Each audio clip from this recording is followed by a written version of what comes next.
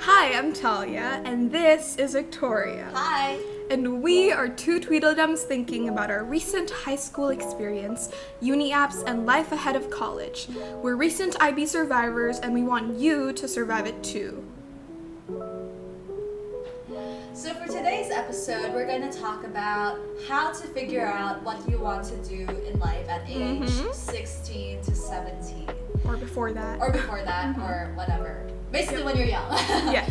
And the reason being is that, as you apply to college and you think about your future, career, etc., you start to wonder, well, what is all of this for studying English, Indonesian, math, everything all at once? How torturous. Exactly. And eventually you can only choose like one or two majors at most that you want to focus on.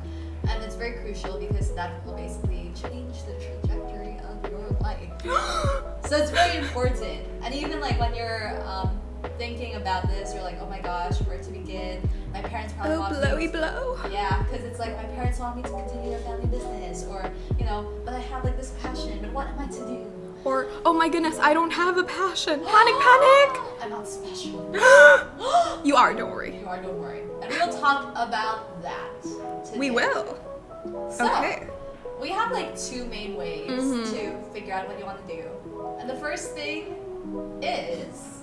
finding what you can't live without. And we will further dissect that into 4 categories. And Yes. Victoria will start first. Yes. Yes. Okay, so for me personally, I myself am the sort of person who doesn't really know specifically what I want to do yet. Like, I don't have a particular career goal in mind yet, unlike Talya, who's quite focused. Yes. I just know that, I'm good at economics, I'm good at And she wants to make some cha-ching. Yes. And like, the reason why I want to make cha-ching is not because I can't live without cha-ching, but like, I can't live without expensive hobbies, like theater. So you can't live without cha-ching. Hello. But yes. Yeah. Basically, like, okay, that sounds really simple, but like, of course, like, everyone wants to make money, but like, if you kind of figure out like, okay, what can't I live without, and you're like, okay, I can't live without going to watch Broadway shows and going to the West End and seeing plays and stuff, then you realize, okay, that means in addition to like my monthly expenses, I need to like save around like, what? A lot of money. A lot of money to be able because to you want watch good shows. seats, right? Yeah, you don't want like, poor, seats in the back. Yeah, sure. Right? You want to be like... Don't be judgy of the back seats, Victoria. Oh, it's but just like, your personal preference. Yes, it's my personal preference. Therefore, that is one of the reasons that I kind of look towards economics, because it does...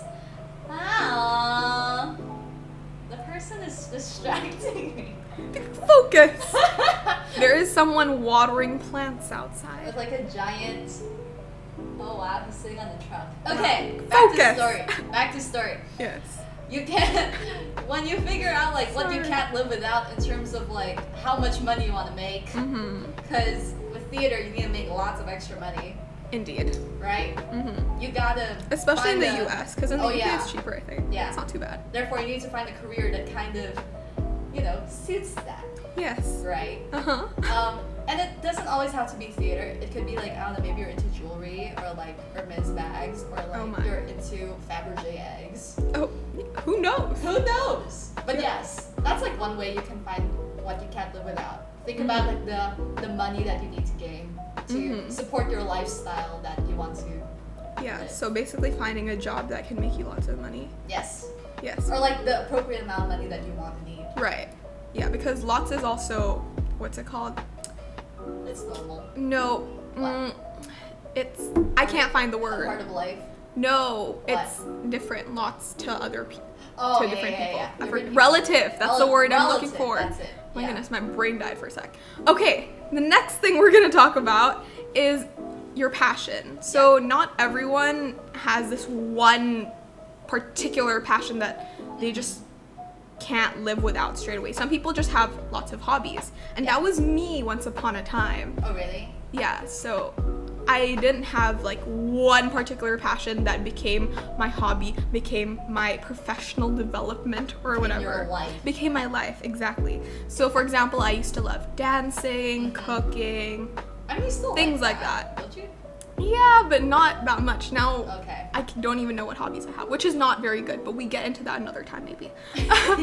Anyway, so you can look at the hobbies you have and then see which one feels like less of a burden, I guess, in a way. Because sometimes, for example, let's say I love dance, but then sometimes I felt like it was tiring to go to dance and I wasn't always super pumped to do it. Yeah. Whereas for theater, directing, acting, things like that, even though I was so tired, I was always so excited to do it that I knew no matter like the challenges that may arise in the future, even though I will probably break down and complain about it, I would always have that push and desire to move forward.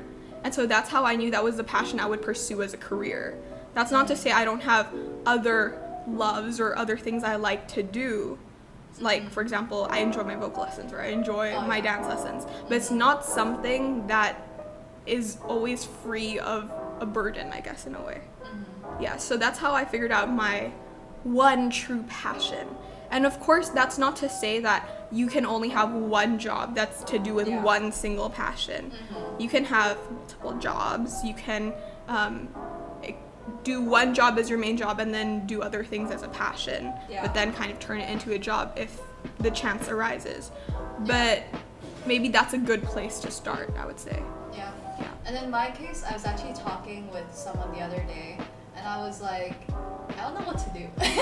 I'm lost. I'm lost. Because where Talya already kind of figured out what's the one thing that is her life, the thing is, like, I'm still kind of like, I guess I kind of know.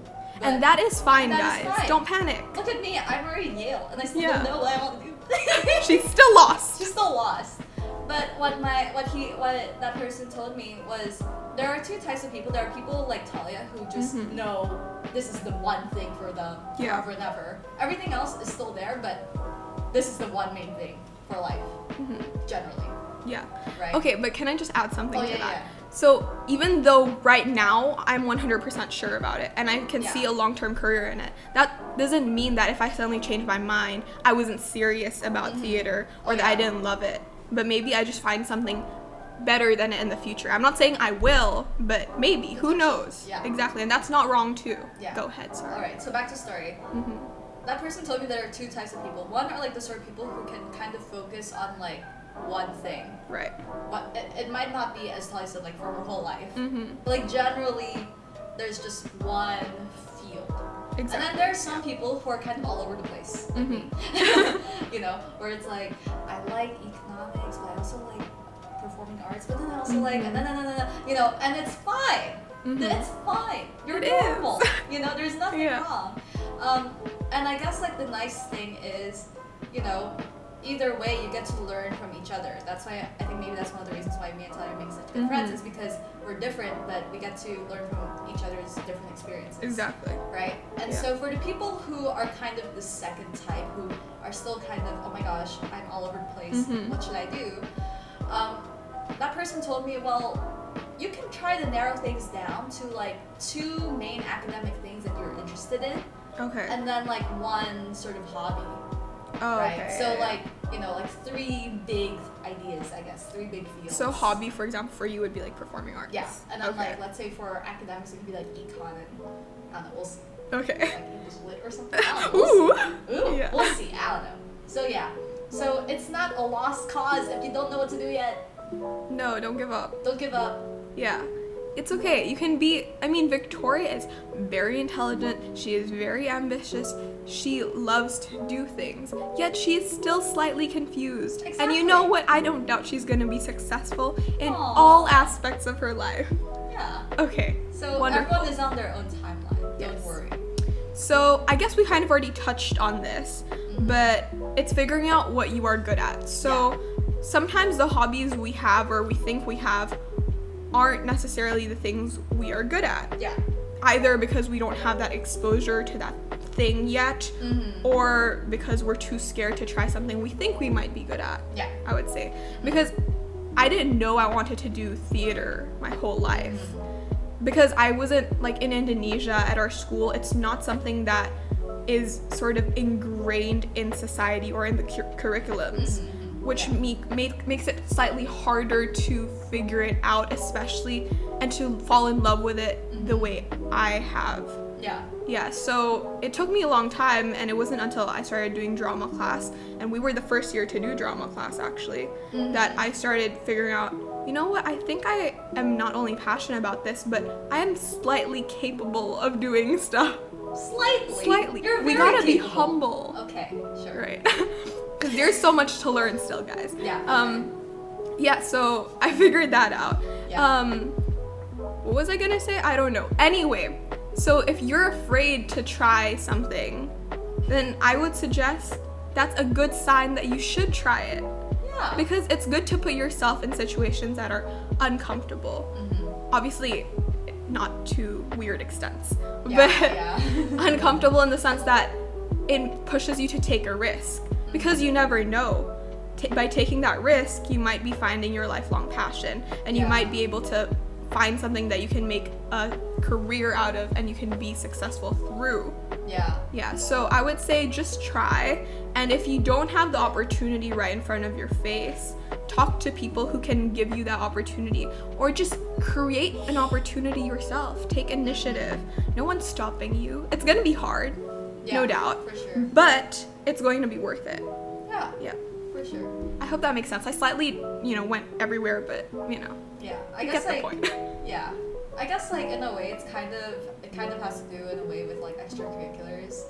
Because sometimes, like, not all people can find what they're good at in their academic subjects. Because sometimes it's kind of strictly according to the curriculum. And it's like, if I'm not good at writing papers, then what am I good at? Exactly, because right? my thing isn't at all related to the academic subjects I took, really. Other than maybe, like, perhaps English literature. Yeah. But not specifically. Yeah. Yeah. So, try out, like, those different activities, and you'll realize that, okay, if you're good at it, that, well, you can't really live without it because it's you. And if somehow you're not that good at it, at least it can become your next expensive hobby. Yeah. Right. Okay. Yeah. Anyway, our last point, I guess, that we want to cover under this section is finding something that the world, or that your country in particular, needs. Would you like to start discussing that? Sure. Okay. So this kind of goes into what your calling. Well, I mean, that sounds so cringy, but like, but kind of. Kind of. Okay, so each person has their own sort of calling to a certain cause, right? Like, I don't know, I'm not really into, like, kids, but, like, I might be into other things, right? Like, so it can be like some people are interested in helping out those who are disabled. There are some people who are interested in helping out those elderly people, or there are some people who kind of think even bigger, like, I don't know, racial injustice and all that, right? Yeah. So each person has, like, some sort of cause that ticks in them. Yes. Right? And it's not necessarily your career, but maybe your life's mission. Yeah. Yes. So that can kind of direct you into what you kind of want to do in life. Because let's say, for example, you're interested in business, but simultaneously you also realize, okay, my country needs more awareness of, let's say, LGBTQ plus people, right? Yeah.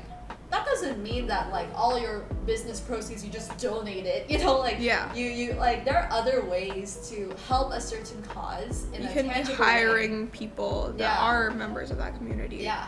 Or if your country needs to transition to renewable energy, for example, then maybe your business could be more environmentally friendly or conscious of such things. Yeah. So, those causes, it might not be that you will go into law school or something and become Mal Clooney or some non-profit organization person, right? But you can use that to direct your values and your ethics when you're moving into your professional career, I guess. Exactly. Or for example, for me, in Indonesia, as I've said before, the theater scene is present, but it isn't as developed as, let's say, in New York or in London. Yeah. And that really saddens me, and I would love for us to start moving in the direction of New York and London and other places, of course. So for me, I would love to bring whatever I studied in the UK back to Indonesia after, gaining some work experience there or whatever, to hopefully kickstart that kind of movement. Not that I'm saying I'm the one that's starting it, no one else is trying or whatever like that, but just to be part of that movement so that people learn to love the theater and the arts more and appreciate it and understand why people need it. Yeah. That's nice. Wonderful. So see, Anyway, guys, now we're going to get into our second big category, I suppose, which is exploring various avenues. So Yes. what I mean by this is you can try summer school, right? So in summer school, some summer schools aren't very specific. So for example, I went to the Oxford summer boarding courses, summer school, when I was in 9th grade, I think, or something like that. And there were several options, for example, like medicine, law, international relations. So it wasn't just one specific thing. And I didn't necessarily do it because I thought I wanted a career in one of the subjects offered. But I was just curious. So I went into the international relations course and I found that I actually really enjoyed it. But I didn't enjoy it enough to want to make a career out of it. Yeah, because I didn't realize that I actually liked talking about it as much as I did. And I guess going to that summer school kind of prompted me to take history in a way, which I really enjoyed as well. But again, like I said, it showed me that I didn't want to do a career in that. And that's fine. Liking something doesn't mean you have to get into it as a career. But then again, it's kind of like eliminating one aspect of, possible careers from your list. So that's a good thing. And then in 10th grade, I believe, I went to, what's the school called? Glion Summer School to study hospitality management. And at the time, that was the thing I thought I wanted to get into as a career and that I wanted to study in university. But going there, I really, really enjoyed it. But in a way, I felt like it didn't challenge me enough.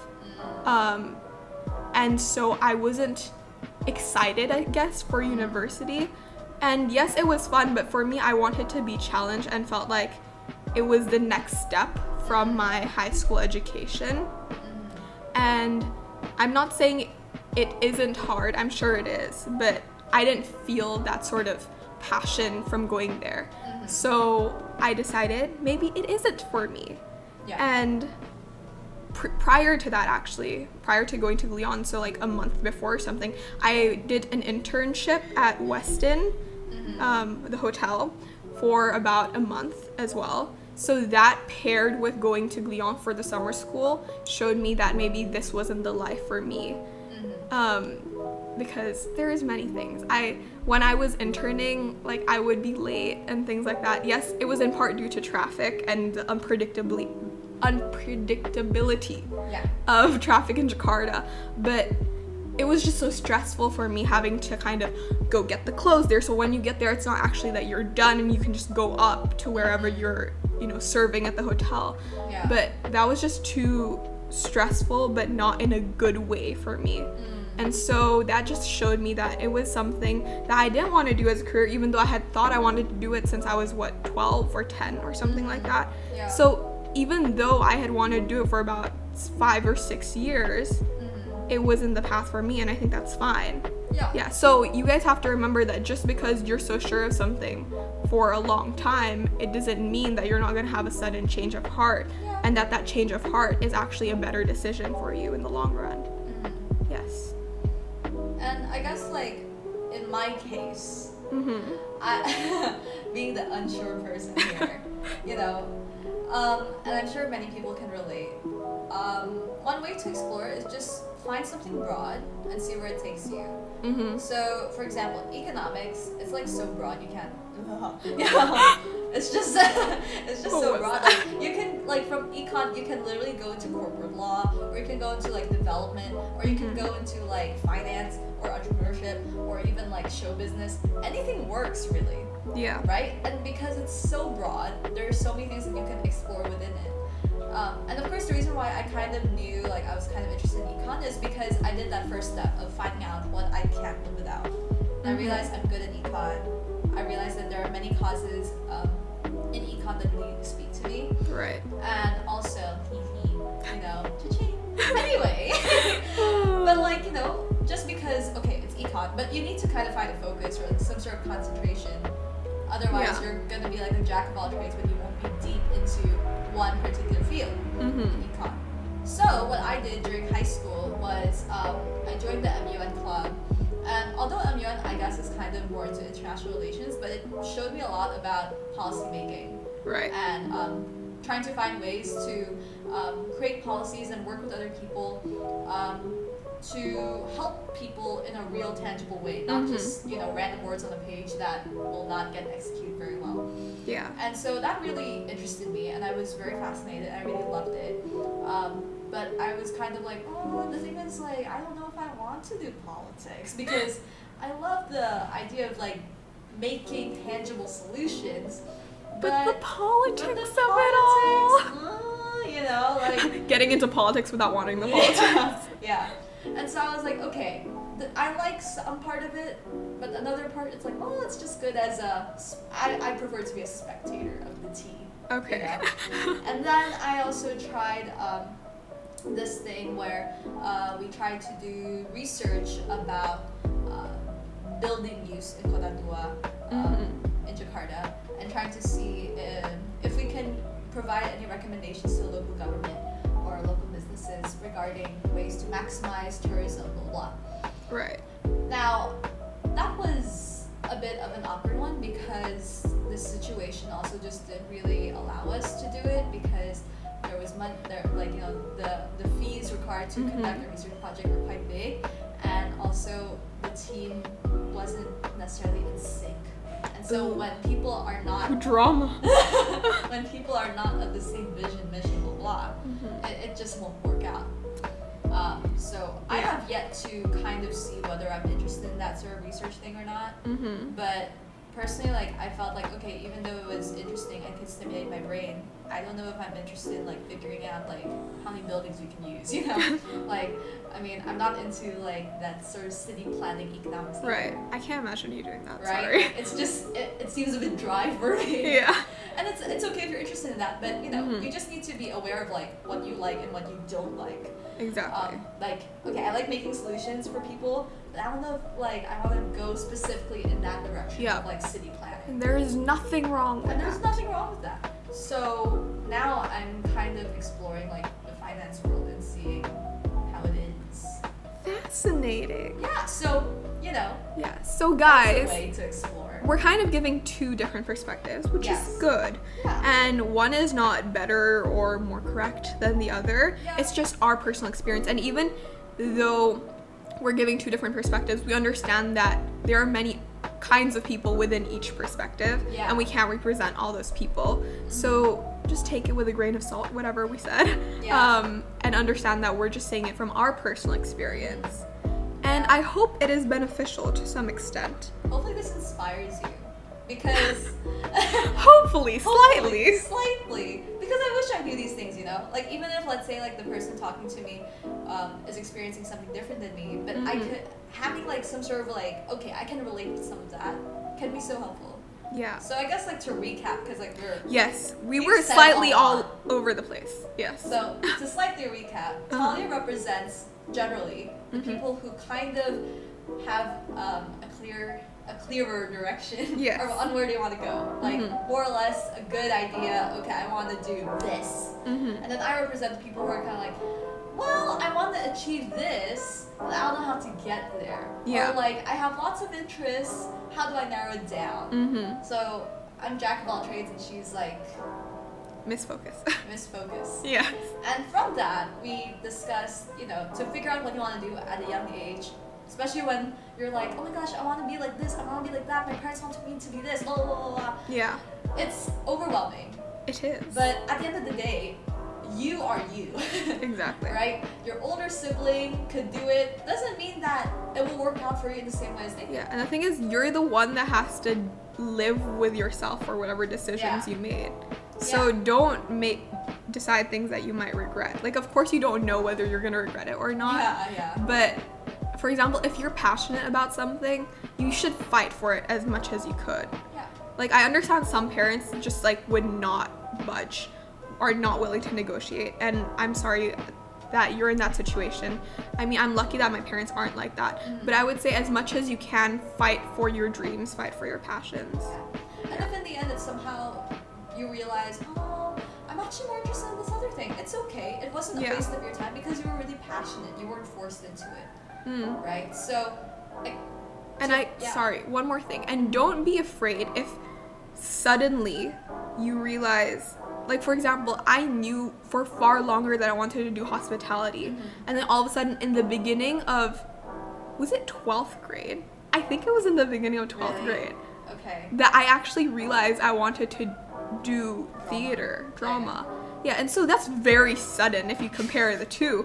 But it doesn't mean that this one isn't actually a stronger desire, a greater conviction that I have. So, like, you have to sometimes just have a little bit of faith in yourself and, you know, take that leap of faith, jump a bit. Yeah. And you also need to be realistic. Don't just think like, oh, you know, I guess I joined a couple of drama productions, I'm totally gonna go for drama. The reason why Talya is like so convicted is because she's done so much. And she's like been not only an actress, but she's also been a set designer, and she's also been a director, and she's also been a producer, and blah blah blah blah blah. You know? So she's been like, you know, a walking theater person. Oh my. So Thank you. So she kind of makes that really strong convicted decision is because in addition to her overlying interests, she also has had the experience to realize, okay, this is, I'm good with this. And I guess even though the final decision was sudden, it was something I worked on over time. Yeah. It was like, I have been working on theater for, let's say, like 3 years maybe before that, like very seriously. Yeah.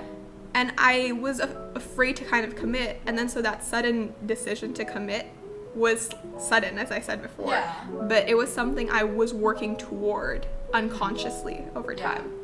So you still need to be aware. Basically, in all of this, be aware of yourself.